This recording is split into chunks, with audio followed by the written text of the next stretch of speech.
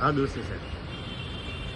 ગુજરાતની સરકારે લાંબા સમયની માંગ પછી રાઇટ ટુ એજ્યુકેશન એટલે કે શિક્ષણના અધિકાર માટેની આવકની જે મર્યાદા હતી એની મર્યાદામાં ઉમેરો કર્યો છે, એટલે કે 6 લાખ રૂપિયા સુધી લઈ ગયા છે.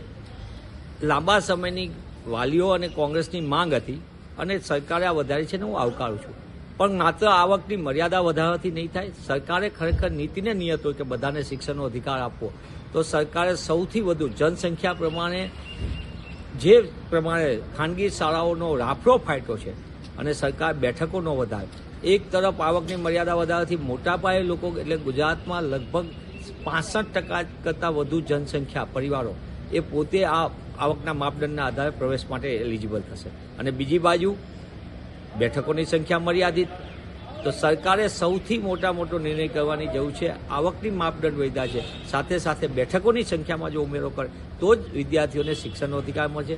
રાઇટ ટુ એજ્યુકેશનમાં માત્ર આવક એક મર્યાદા સાથે સાથે બીજા માપદંડની અંદર શિક્ષકોની ભરતી કરવી. 40,000 કરતાં વધુ શિક્ષકોની લાંબા સમયથી ખાલી જગ્યા સરકાર ભરતી નથી કરતી.